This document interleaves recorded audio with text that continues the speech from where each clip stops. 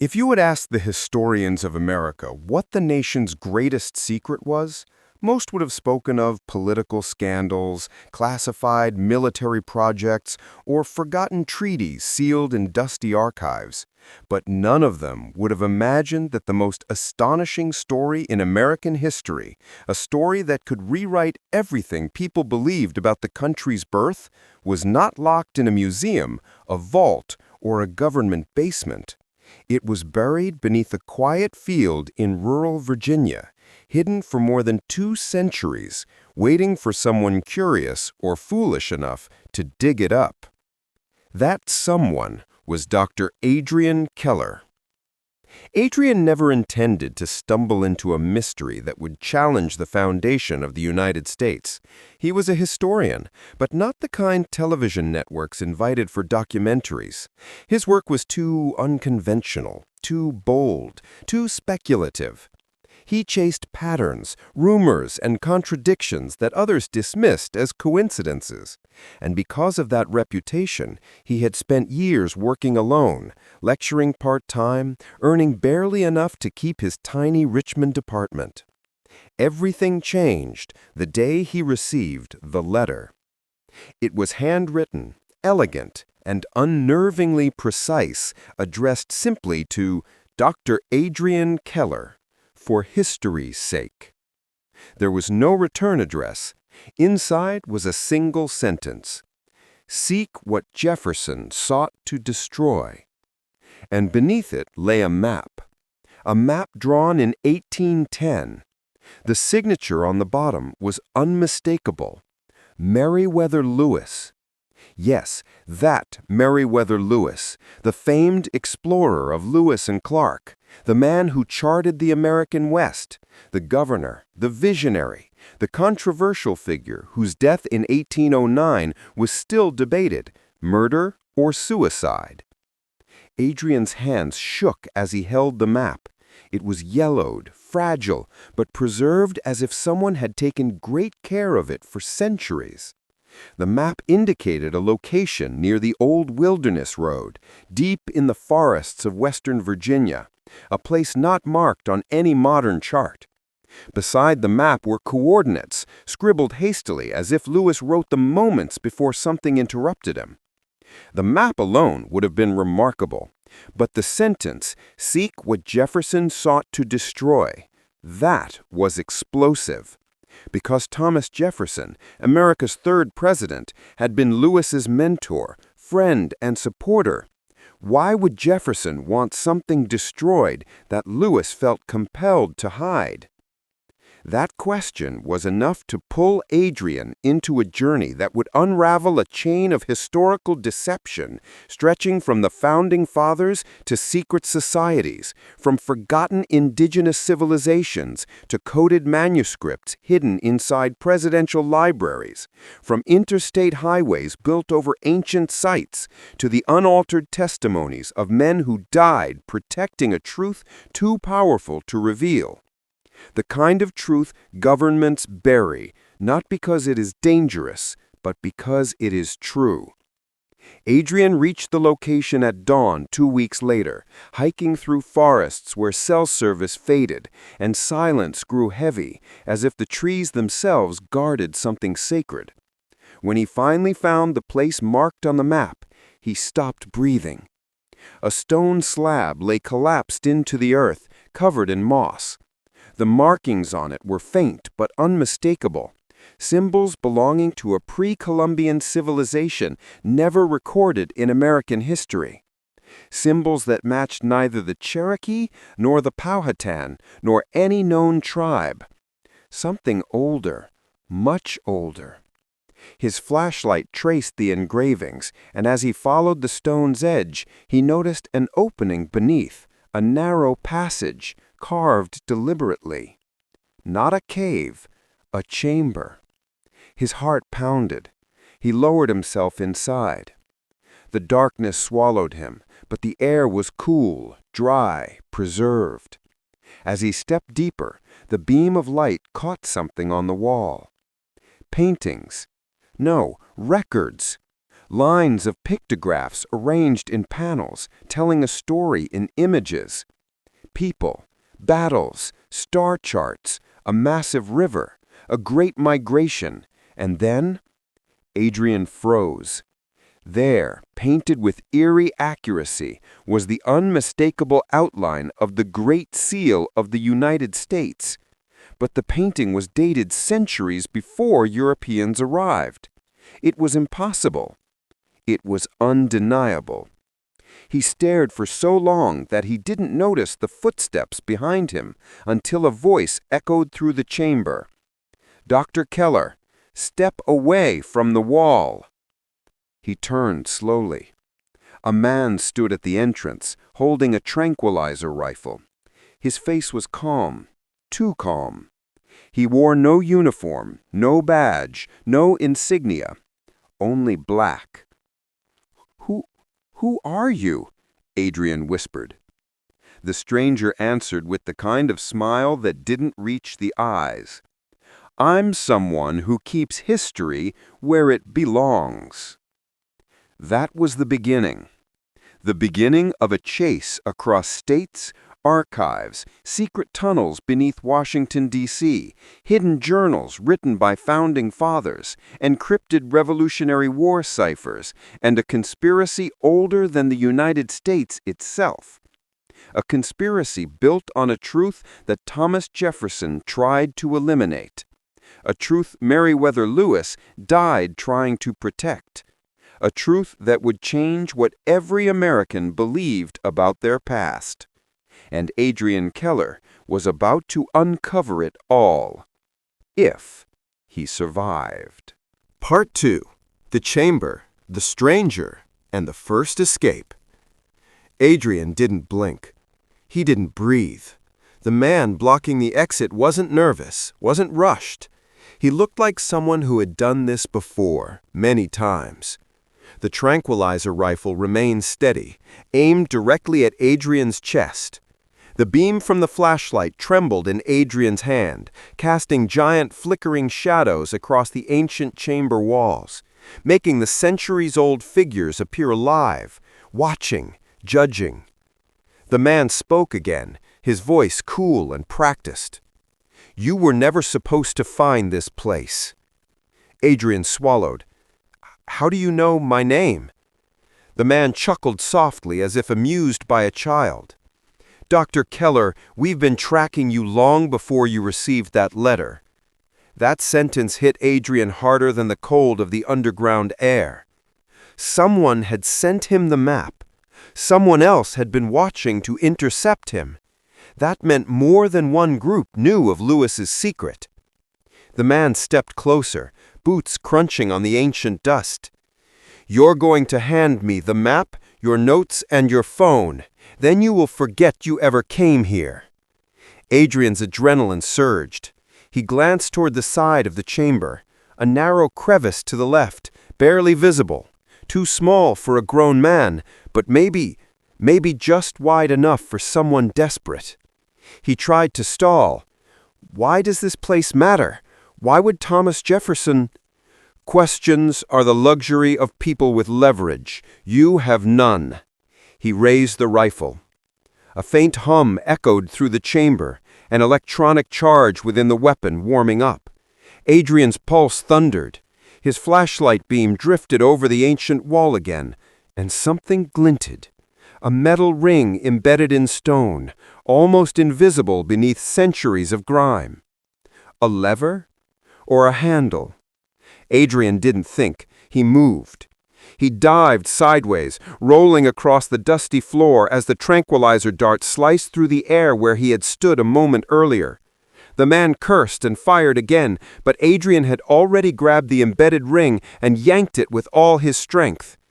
For a moment, nothing. Then the floor beneath him shifted. A section of the stone collapsed inward, forming a chute. He didn't fall. He plummeted. The last thing he heard was the stranger's furious shout echoing down the darkness as the chamber swallowed him whole. Adrian hit the ground hard, sliding onto a smooth stone passage. Pain shot through his ribs, but the momentum carried him forward until he finally stopped against a curved wall. He coughed, dust filling his lungs. His flashlight, miraculously still in his hand, illuminated a tunnel unlike anything he had seen before. Perfectly carved, perfectly symmetrical, architecturally impossible for any civilization known to have lived in Virginia thousands of years ago. This wasn't a cave, it was an engineered structure. He blinked, breath shallow. His mind raced through everything he knew of pre-Columbian America. Nothing matched this. Footsteps thundered above, distant but urgent. The stranger was searching for the mechanism Adrian had triggered. He didn't have long. Adrian pushed himself up and limped forward, following the tunnel deeper underground. The air grew colder, but also fresher, as if the passage connected to a hidden ventilation system. Minutes passed, or maybe hours. Time warped inside that claustrophobic space. Then, his flashlight found something ahead. A doorway. But not just a doorway. A sealed stone vault covered with carvings. Not pictures this time, but writing. Not English, not Latin, not Cherokee syllabary. The symbols were angular, repeated in mathematical patterns, almost resembling cuneiform, but more geometric, more structured. Each line connected to another, forming a network of encoded meaning. At the center of the vault's door was a circular emblem. Adrian froze again. Because the emblem, this ancient pre-European carving, was unmistakably the early form of the American Great Seal, but altered. Where the eagle should have been, another creature appeared, a bird with spread wings, but the head resembled something between a hawk and a serpent. 13 feathers on each side, a sun map above it, a star map below. Adrian whispered, "This can't be real." He lifted his hand and touched the stone. A soft vibration pulsed beneath his fingertips. Before he could react, the vault's circular emblem rotated. Once, twice, then slid aside. The stone door cracked open with a low groan, revealing pitch blackness beyond. He felt a cold rush of air escape, like the exhale of a tomb being disturbed. Adrian stepped inside. The door sealed shut behind him. He expected suffocating darkness, but instead, the corridor ahead slowly lit up, one panel at a time. Not torches, not flames, but faint bioluminescent glow embedded in the walls themselves. He walked forward slowly, each step echoing through the hollow chamber. Then, he entered the main vault. A cavernous hall opened before him, perfectly preserved and impossibly large, easily the size of a cathedral carved deep into the earth. And at the center, Adrian gasped, because lying on a raised stone platform, protected by an intricate lattice of petrified wood and copper alloy, was a collection of scrolls. Hundreds of them, wrapped in bark, painted with inks that had somehow retained their color. Near the scrolls were artifacts, stone tools, ceremonial objects, metallic instruments whose craftsmanship far exceeded anything from known indigenous cultures of the region. But among the artifacts, something stood out. A journal, leather-bound, sealed with a familiar wax emblem. The initials stamped into it read, M.L. Meriwether Lewis. Adrian staggered back, spine chilled. Lewis had been here. He had found this vault more than 200 years ago. And if his notes were here, it meant he knew something so immense that it threatened powerful people even in the early 1800s. Adrian reached for the journal with shaking hands, but before he could open it, a soft beep echoed through the chamber. Not ancient, modern. Adrian's blood turned to ice. He whipped around. A small, blinking red dot glowed from the far wall. A tracking beacon. The stranger had found the passage. They were coming. Adrian grabbed the journal, shoved it into his backpack, and looked for another exit. His flashlight beam scanned the chamber, illuminating stone pillars and dusty relics. Then he saw it. Another tunnel. Narrow, but open. He sprinted. Behind him, he heard the sound of stone grinding as the main vault door slid open. Boots, voices, flashlight beams slicing the darkness.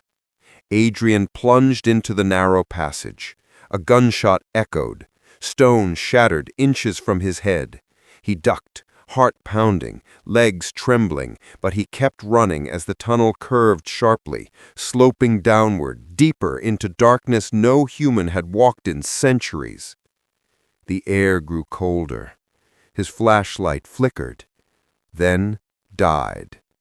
He skidded to a halt. Absolute darkness consumed him. But behind him, he heard voices approaching rapidly. "Don't let him escape!" Adrian pressed against the wall, breathing shallow.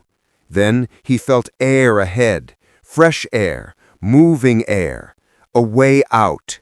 He followed it blindly, fingertips tracing the walls, ignoring the pain in his legs and the pounding of his heart. The voices were closer now. Another gunshot, another. Then suddenly his hand touched empty space. The tunnel opened. He stumbled forward and he burst into daylight.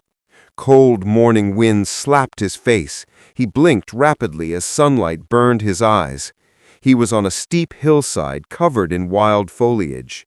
The hidden exit was completely concealed from above, just a crack in the earth behind dense vegetation. He turned. The voices in the tunnel were growing louder. Without thinking, Adrian slid down the hill, grabbing branches, rocks, anything to control his fall.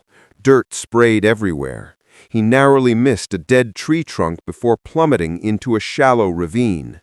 He hit the ground, rolled twice, and came to a stop. Pain exploded across his body. But he was alive.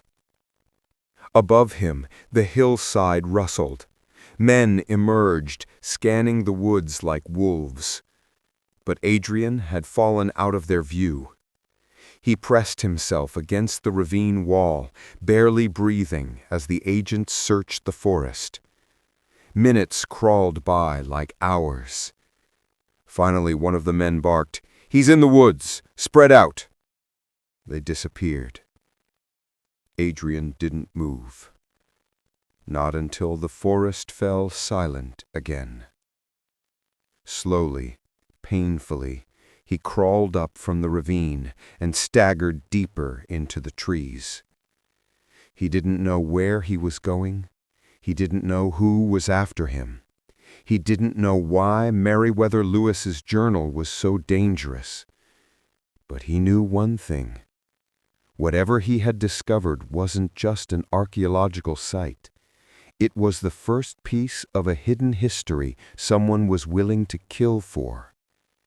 And Adrian Keller was now the only person alive who possessed the next clue. The clue that Lewis had died protecting. Part 3. Lewis's Journal and the Message Across Time. Adrian walked for nearly an hour through the forest before he dared to stop. His body shook from adrenaline, exhaustion, and the biting cold. Every rustle of leaves sounded like footsteps. Every snap of a twig felt like a gun being cocked. The forest seemed endless, ancient, indifferent to his fear. Finally, he reached the remnants of an old logging road. abandoned, forgotten, half consumed by weeds. He dropped to his knees and pulled the backpack around, hands trembling. Inside, untouched, was the leather-bound journal. "Meriwether Lewis," he whispered, staring at the embossed initials. The journal felt heavier than it should have. He traced the leather cover with his thumb, cracked, worn, but preserved miraculously well for something 2 centuries old. He hesitated only a moment. Then he opened it. The first page wasn't writing. It was a sketch of the symbol from the underground vault, the bird serpent with outstretched wings, the pre-American Great Seal, surrounded by star patterns. Below it, in elegant 18th century handwriting, "This is older than any civilization we have been taught to know." Adrian's pulse quickened. He turned the page. Another sketch, this time of the underground chamber itself, nearly identical to what Adrian had seen, except in Lewis's drawing, the vault door was intact, not broken.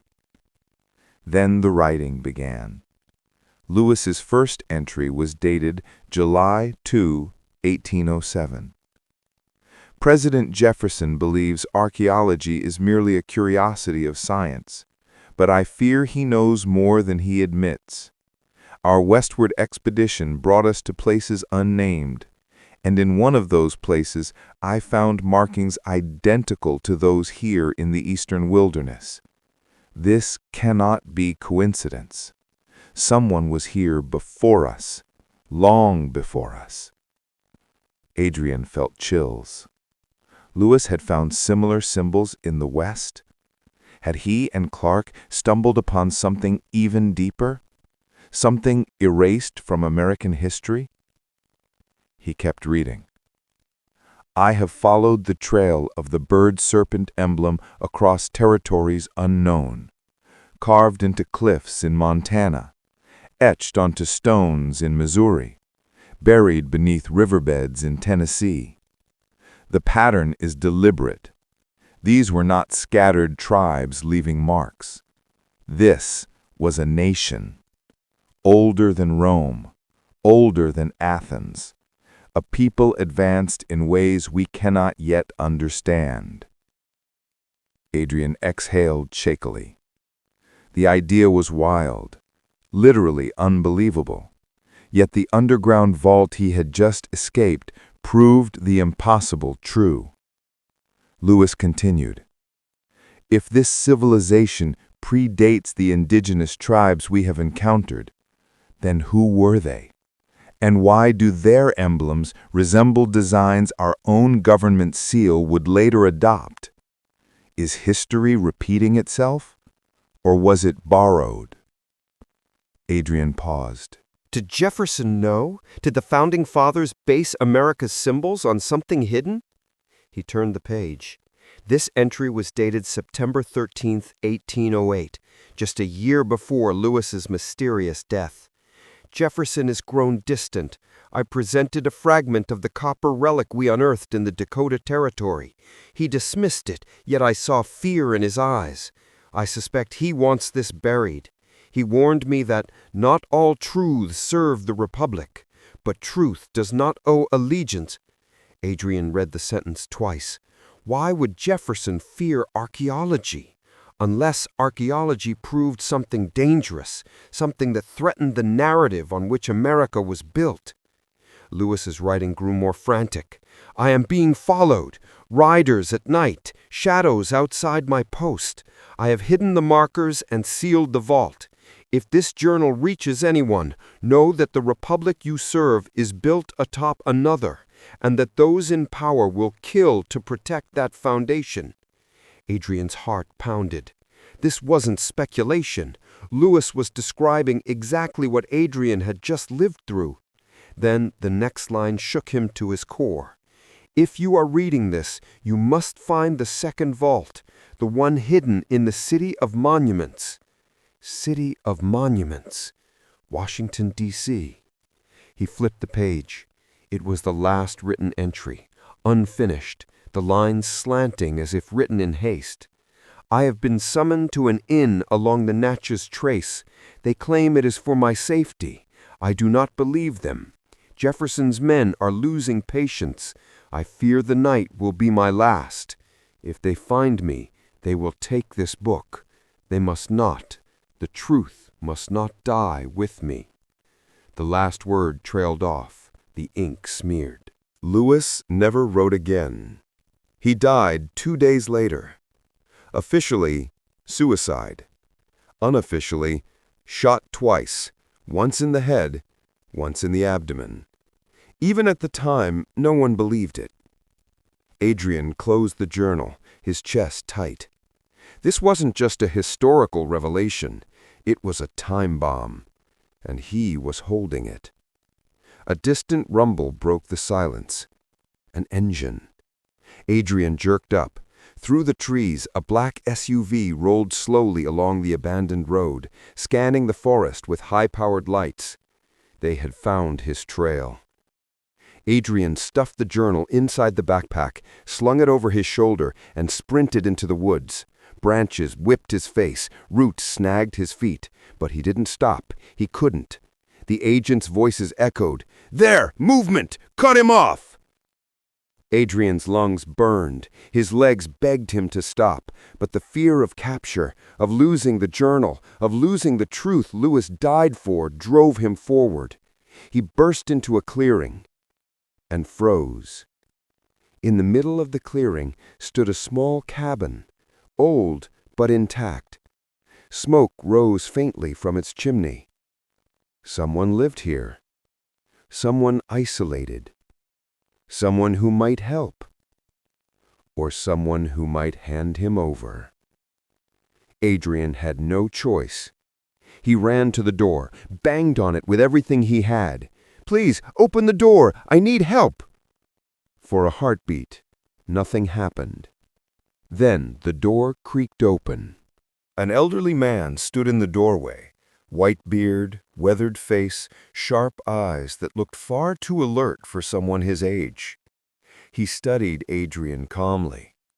"You're being hunted," the old man said quietly. Adrian gasped. "Yes, please, let me—" The man stepped aside. "Get in, now." Adrian stumbled inside just as flashlights flickered through the trees.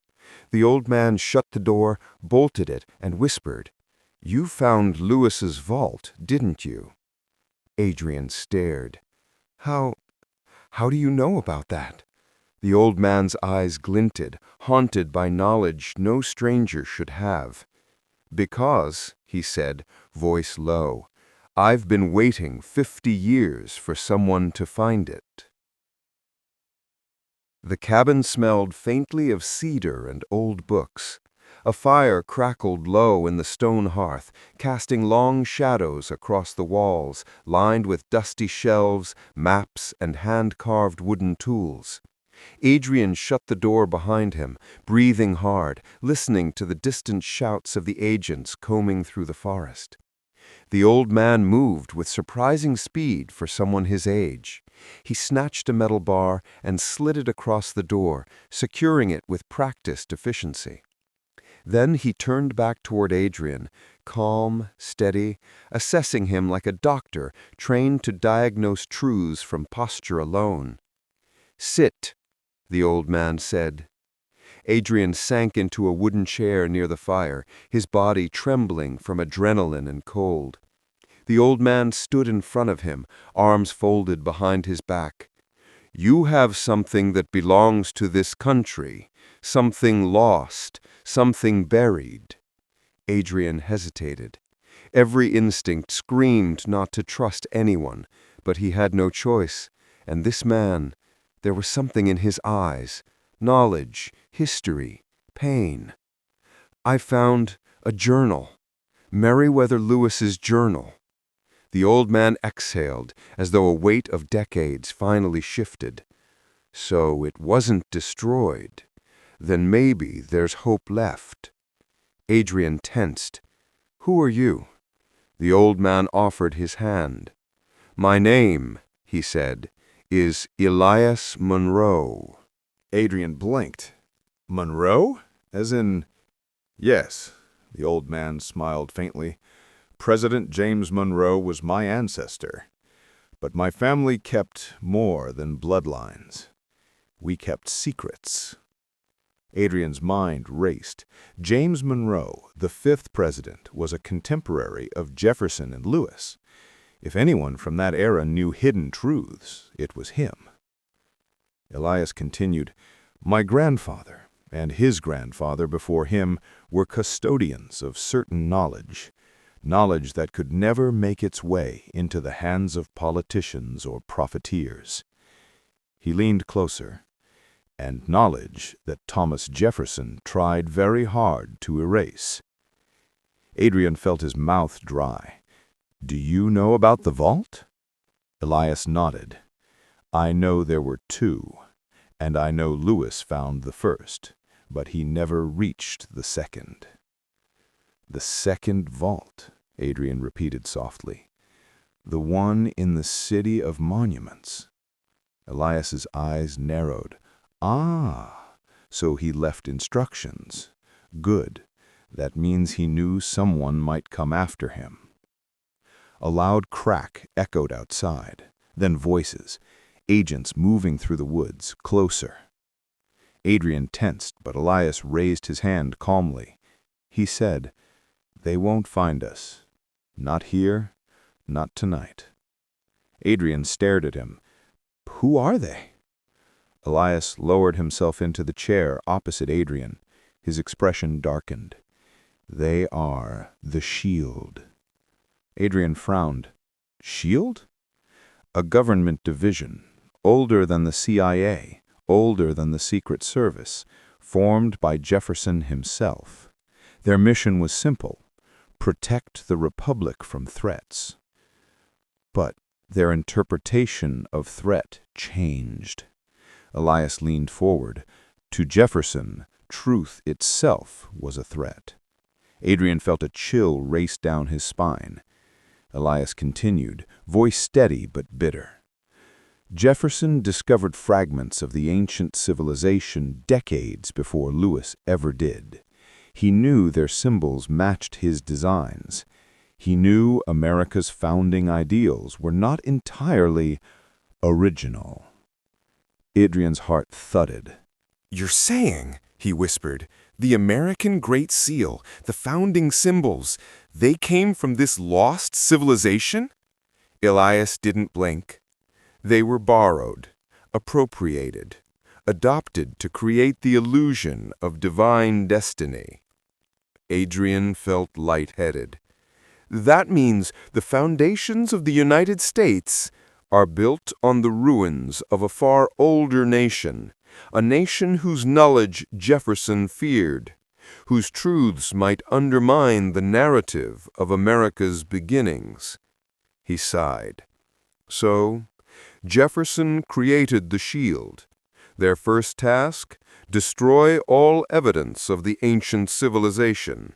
Their second, eliminate anyone who learned the truth." Adrian's breath caught. "Anyone like Lewis?" Elias nodded grimly.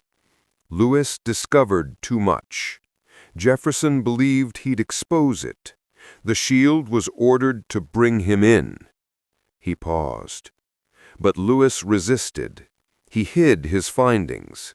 And so they did what they were created to do." Adrian swallowed hard. "They killed him?"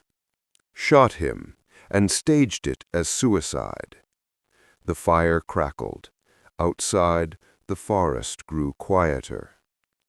"But why hide it?" Adrian asked desperately. "Why erase an entire civilization? Why silence the truth?" Elias stood slowly, walking toward a shelf. He removed an old wooden box carved with stars and circles, symbols hauntingly similar to those in the vault. He placed it on the table between them. "Because," Elias said, opening the box, This lost civilization possessed knowledge the United States government wasn't ready to acknowledge. Knowledge about astronomy, mathematics, and something else. He lifted a flat stone disk covered with carved patterns, spirals, lines, and symbols arranged with scientific precision. Adrian leaned in. "What is that?" "An ancient sky chart, one that maps star alignments not just of the past, but of the future." Adrian froze. "You mean they predicted astronomical events?"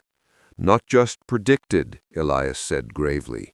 "They understood cycles, cosmic cycles that repeat every few millennia. Lewis believed the civilization disappeared because they foresaw something catastrophic, something that may come again." Adrian felt his pulse race. "What kind of catastrophe?" Elias looked up slowly. "The kind that could shake nations, collapse governments, rewrite borders. And if the truth came out that America's founding symbols are tied to a civilization that predicted such cycles, people would demand answers. Answers the government doesn't have." He lowered the stone disk. "That," Elias whispered, "is why Jefferson silenced Lewis. That is why the shield hunts you." Adrian stared at the disk, the journal, the old man. "Elias," he whispered, "what do they want now?" The old man's expression hardened. "They want to finish what Jefferson started." A branch snapped outside. Elias's head jerked toward the window. "They've found the perimeter." Adrian stood. "What do we do?" The old man moved quickly now, surprising strength returning to his posture. "We run while we still can. We go to Washington, to the second vault." He grabbed a coat and a heavy lantern. "And we find what Lewis died to protect." A loud thud hit the door. Then another. Voices shouted. Elias whispered sharply, "Back door, now!"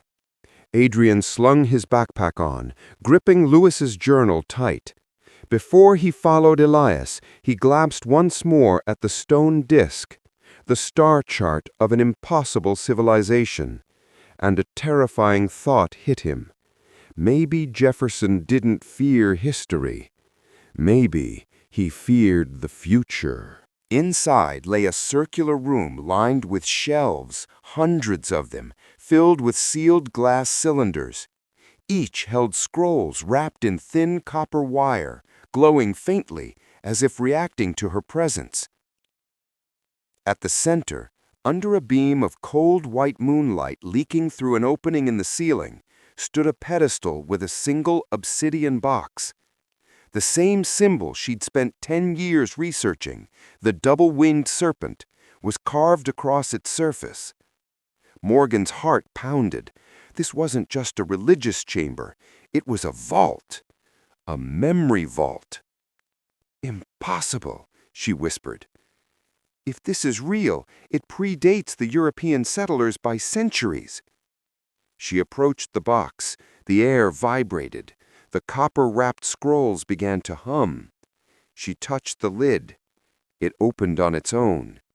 Inside was a brittle, blackened manuscript with inscriptions in a language she had seen only once before, on a looted tablet from an excavation in Turkey, thousands of miles away.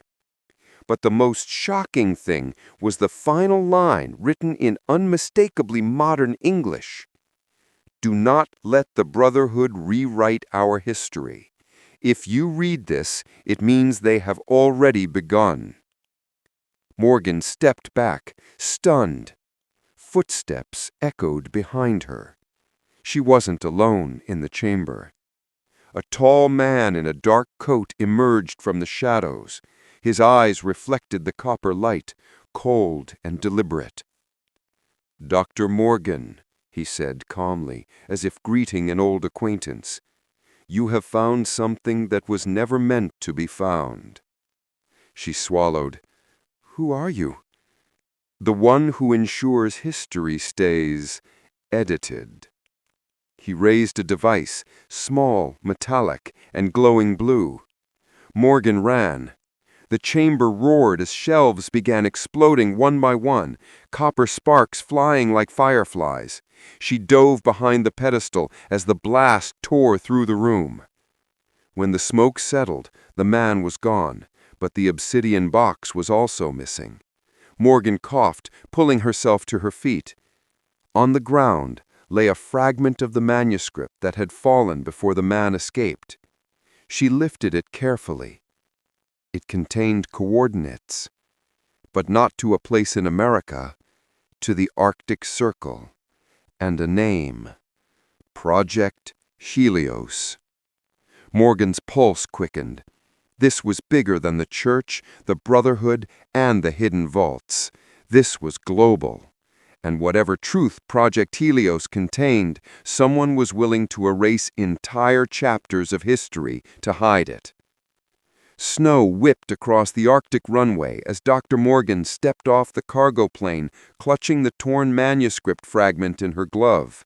The coordinates had led her to an abandoned Cold War research station, Station A-17, officially decommissioned in 1984. Unofficially, it didn't appear abandoned at all. The floodlights were still on. And someone had recently cleared the snow. Morgan's breath fogged the air as she examined the surroundings. Rows of metallic structures stretched across the ice, each marked with bold stenciled numbers. But one building stood out, a circular bunker reinforced with layers of steel. The same double-winged serpent symbol was carved above the door. She approached cautiously. The key padlock was modern, much newer than the rest of the base. She tried random combinations. Nothing. Then she noticed something odd. The metal around the keypad was slightly melted, as if exposed to high heat. Someone had forced their way in recently. Morgan pushed the door. It opened with a low groan.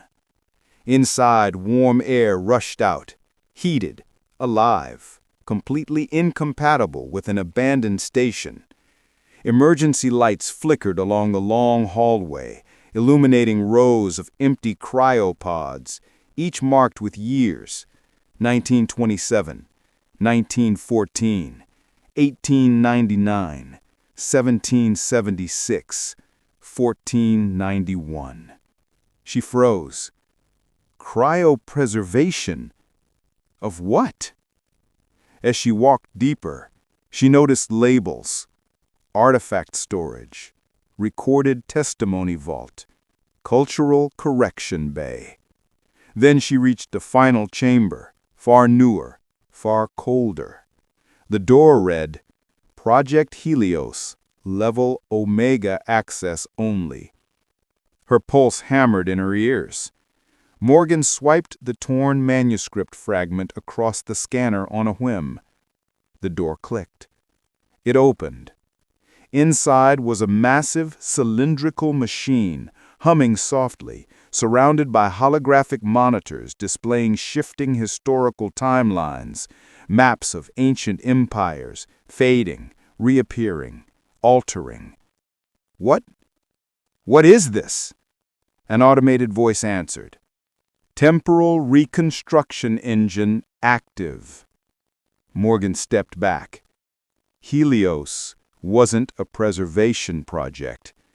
It was a rewriting machine, a device capable of altering recorded history, digitally, culturally, and perhaps even physically. Suddenly a hologram flickered on. The same tall man from the underground vault appeared, only this time dressed in an Arctic research uniform. If you're seeing this, Dr. Morgan, his voice echoed calmly, it means you've breached Helios without authorization. What you call history is nothing more than a corrected narrative, one we have shaped for centuries to maintain global order. Morgan's grip tightened. He continued, "We are the brotherhood of the second dawn, and Helios is our final safeguard." The chamber lights dimmed. Alarms blared. Unauthorized presence detected. Security protocols activated. Morgan spun around. Footsteps thundered from the corridor. Armed guards. She dashed behind the massive engine, searching for an escape route, when she noticed something glowing beneath the engine, a small compartment labeled Original Timeline Archive, Do Not Remove. Morgan knew instantly. If the Brotherhood wanted to hide the truth, this archive was the key to exposing it. She reached for it as the guards stormed in. The glowing compartment felt warm under Morgan's fingers, not like electronics, but almost alive. As she tugged it open, a rush of cold air spilled out, as if the small chamber held a different climate entirely. Inside lay a cylindrical crystal container, no bigger than a thermos. It pulsed softly with blue-white light. A label etched across its surface read, Archive Core, Timeline Primus. Morgan had no idea what Primus meant, but she instinctively understood.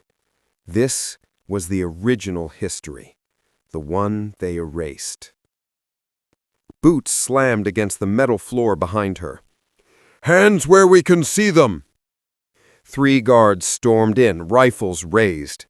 Morgan ducked behind the console as laser sights whipped across the room.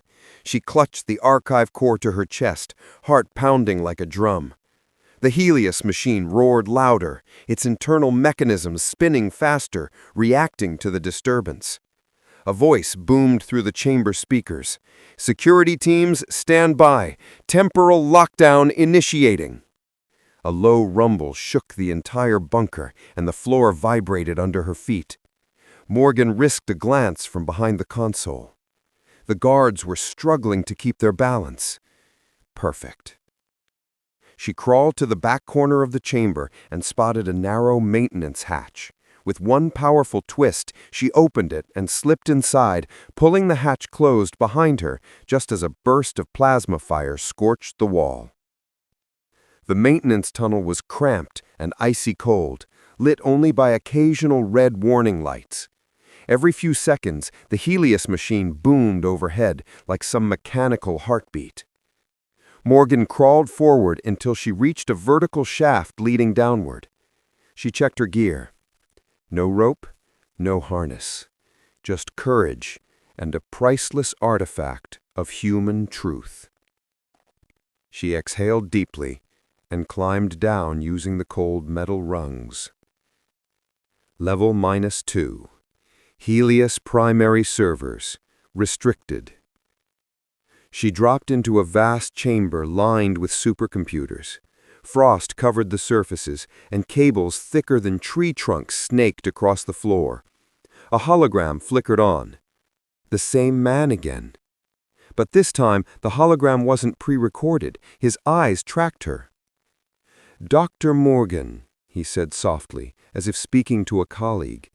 "Don't do this. The world is stable because of Helios. Without controlled history, nations collapse.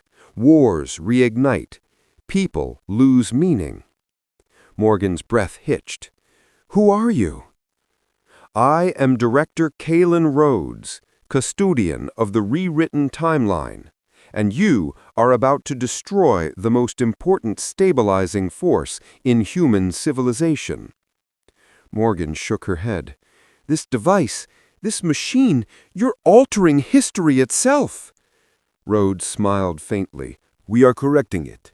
He gestured to the surrounding servers.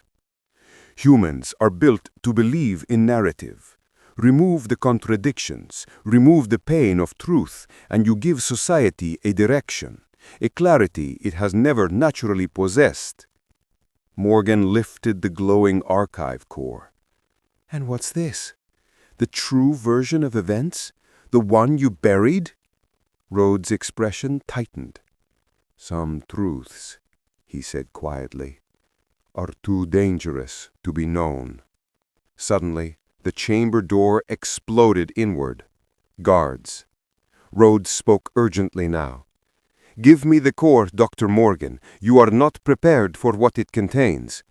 Morgan stared at the archive, its light brightening in her palm. She whispered, I don't want to be prepared. I want the truth. And she slammed the core into the nearest console port. The moment the archive core connected to the console, the entire chamber reacted like a living organism awakening from sleep. A surge of white-blue light rippled through the servers. Warning sirens cut off mid-blast. Holograms flickered violently, as if the rewritten timelines were fighting the original one, forcing its way back in. Morgan staggered backward as the floor vibrated, then steadied. The giant screens that lined the walls began to fill with images, millions of them, flashing faster than a human eye could comprehend. Lost civilizations rising where history said none existed. Maps of North America before European contact, far more detailed and organized than the rewritten textbooks. Photos, documents, sketches of ancient cultures working with early machines. Records of scientific breakthroughs centuries before the official dates. Secret treaties, secret alliances, unrecorded wars. Names of influential figures completely removed from history. It was like watching history reboot. The machine groaned as if it were breaking apart from the weight of truth. Rhodes's hologram flickered, distorted, then stabilized with difficulty. Stop it, Morgan! You are destabilizing global continuity. The rewritten timeline is fracturing. Morgan shouted over the roaring of the servers. Maybe it should fracture. If everything is built on lies, people deserve to know. Rhodes moved closer, his holographic presence pulsing as the system fought to stay active. You think truth is simple? You think exposing forgotten empires, suppressed technology, erased events will give people clarity?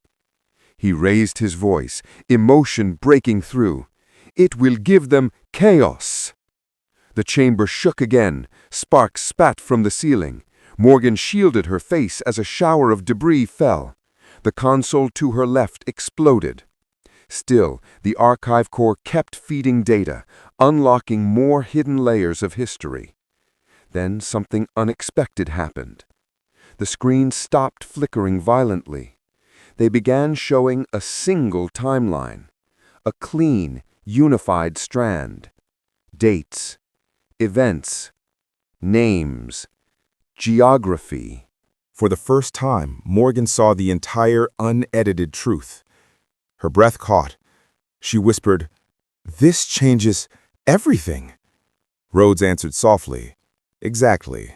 That's why we hid it." He gestured to the timeline on the screens. "Look carefully. The original world wasn't more peaceful. It wasn't wiser. It was more advanced and more violent. Knowledge accelerated conflict. Empires clashed with technology thousands of years ahead of schedule." Morgan's eyes locked onto a point in the timeline. The American Convergence, 1491. Multiple highly advanced indigenous nations unite across the continent. Another, the Great Collapse, 1534. An unknown energy event destroys multiple civilizations within minutes.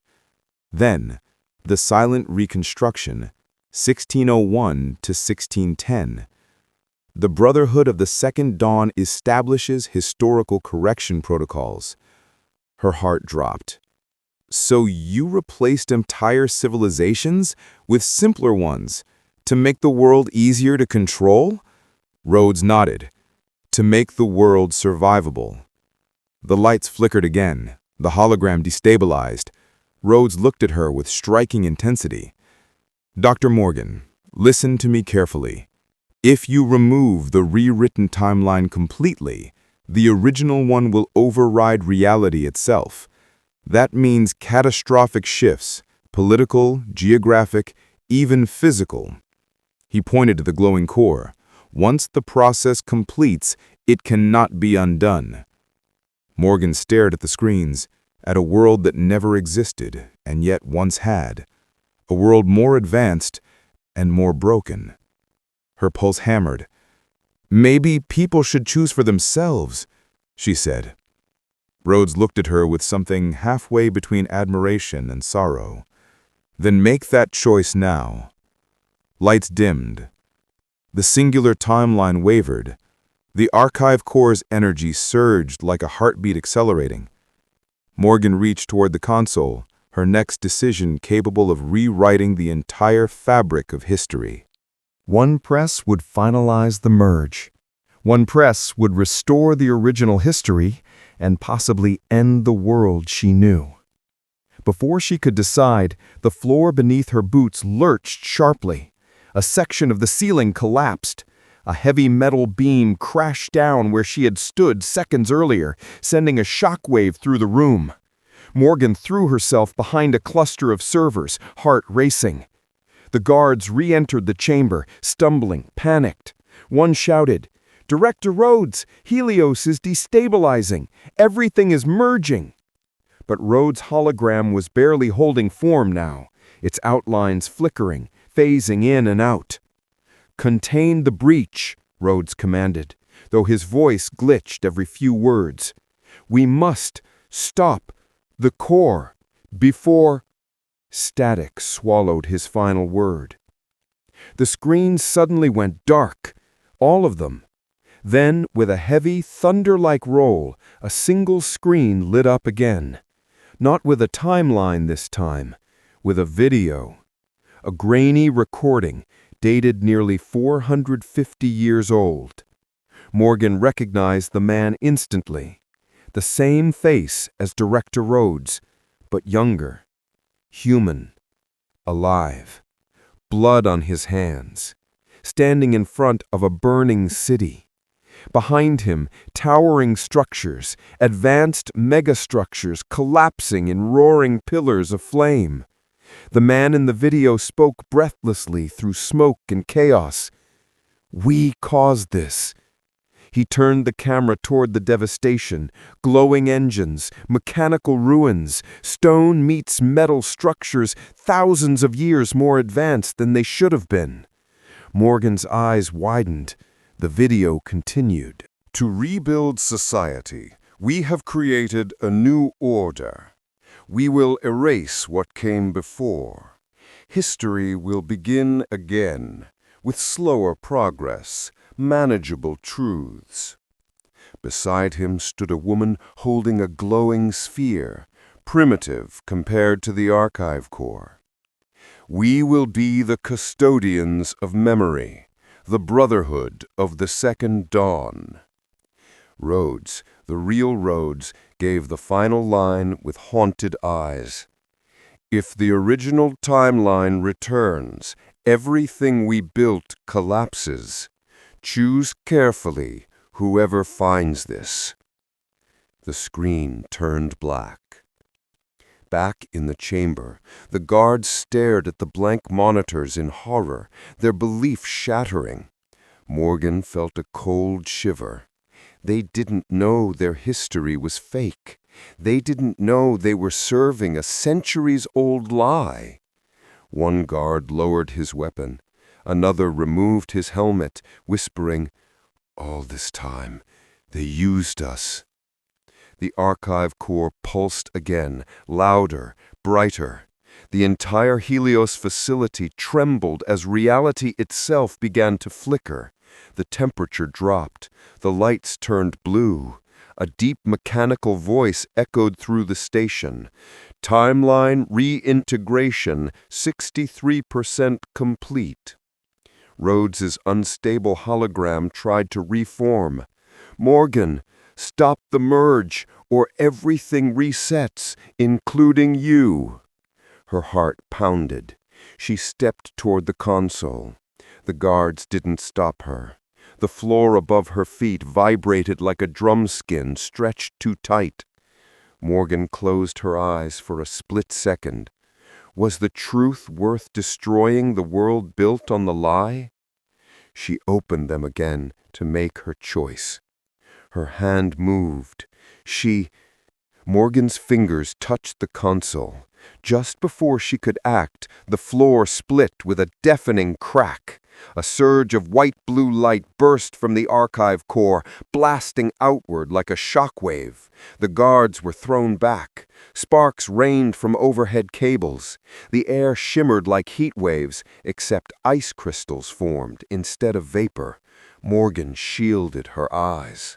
Then, everything stopped. The rumbling, the alarms, the flickering lights, all frozen mid-motion. Even the falling debris hung motionless in the air. Morgan looked around, horrified.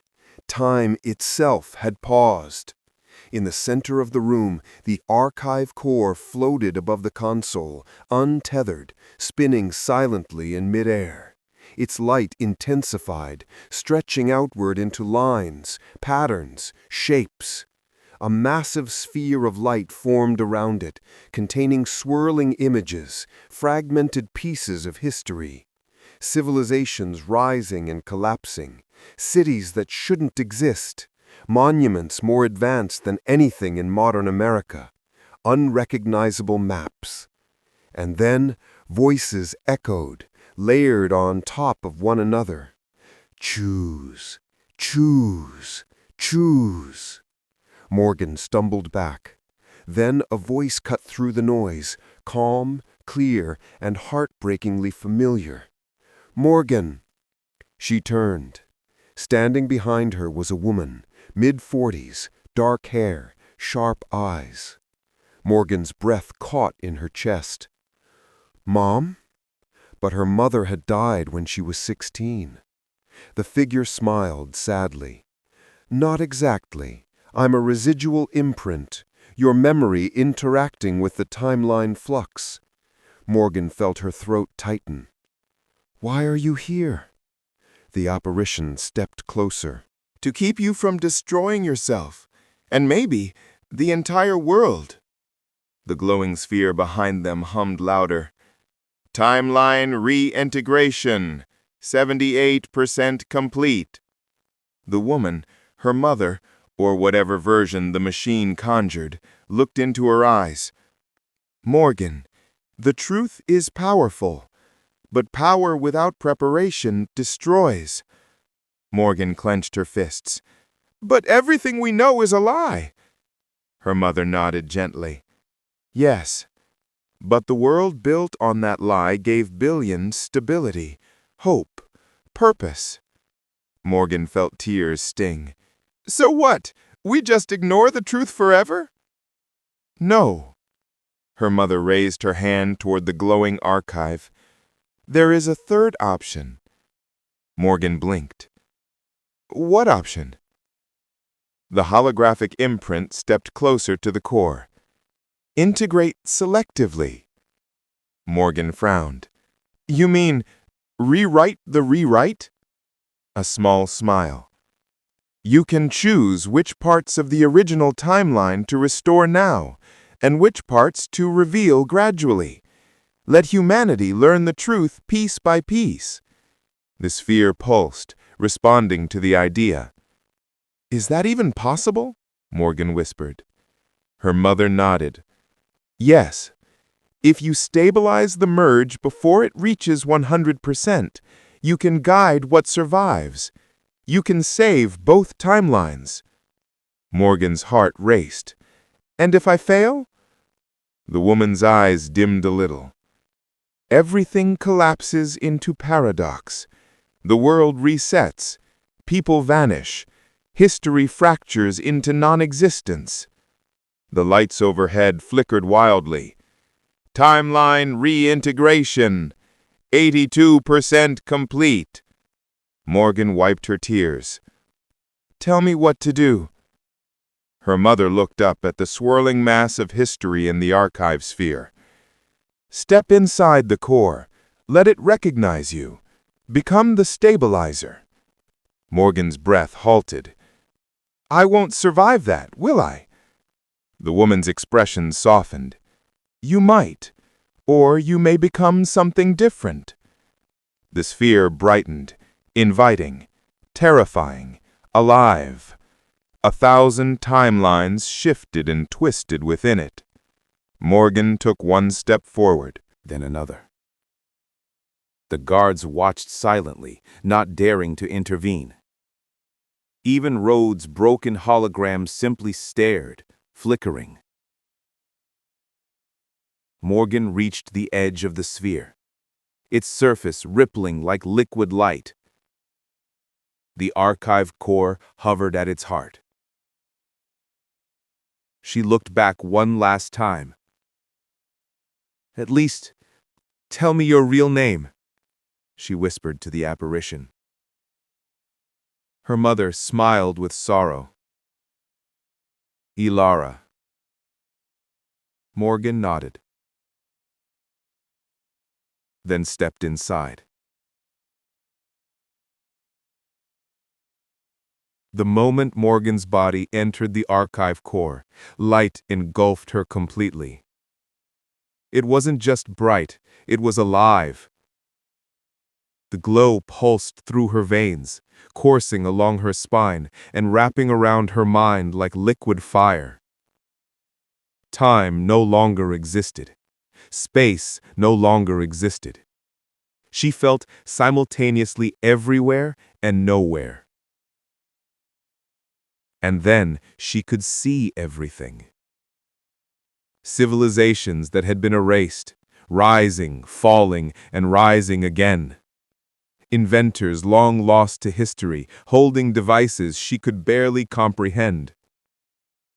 Wars that never made it to the textbooks, but had shaped the foundations of nations. She saw Lewis, standing in the Dakota Territory, hiding secrets he would never speak. She saw Jefferson, pacing in Monticello, weighing the truth against the stability of the Republic. She saw Rhodes, centuries younger, watching empires burn to maintain his order. And then she saw herself, floating above the Helios station, watching her own life as if it were a story being written and rewritten in real time. A voice echoed everywhere at once. Welcome. Stabilizer. Morgan realized the core had chosen her. Not as a human, not as a historian, but as something between timelines, a living anchor for reality. Her first test appeared immediately. 2 overlapping timelines, one showing a pre-Columbian America with advanced technology, the other showing the simplified, official version she knew. She reached out almost instinctively and touched both timelines. The core responded, and the timelines shimmered, shaking like water disturbed by a stone. Her mind screamed, "Which parts do I restore? Which parts do I erase?"